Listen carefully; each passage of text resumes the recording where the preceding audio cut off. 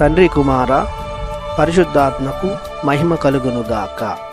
ఈనాటి జీవవాక్యం. ప్రభువు పడిపోయిన వారిని లేవనెత్తును, కృంగిపోయిన వారిని పైకి లేపును. కీర్తన 145 వచనము 14.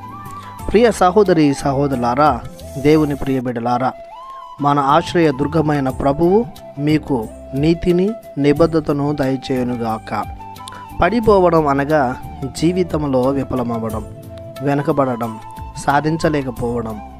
భూమి మీద చాలామంది ప్రజలు సరైన దైనందిన అవసరాలు దొరకక అప్పులు పాలై ఇబ్బందులు పడుతున్నారు.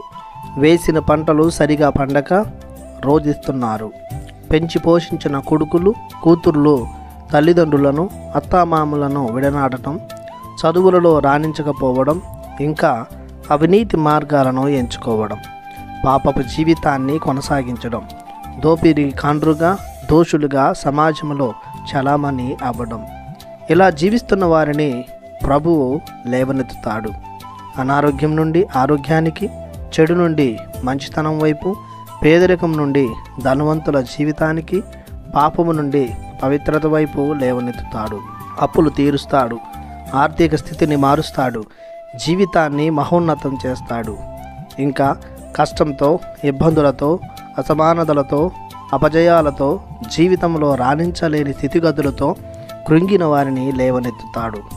బలాన్ని భరోసాన్నిస్తాడు. నిరాశ గల వారికి ఆశను, నిరుద్యోగులకు నైపుణ్యాన్ని, ఆత్మస్థైర్యాన్ని దయచేస్తాడు.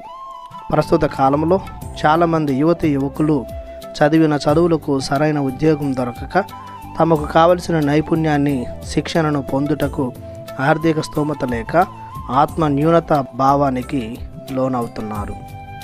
వారికి ఇప్పుడు జీవితం విఫలమైనదిగా కనిపిస్తుంది. కానీ కాలాలను, స్థితిగతులను శాసించగల దేవునికి సమస్తము సాధ్యమే. సాధ్యం చేయగల దేవుణ్ణి నమ్మిన ప్రతి ఒక్కరూ జీవితంలో ఇంకెప్పుడు విఫలమవుతాను అన్న ధోరణికి రారు.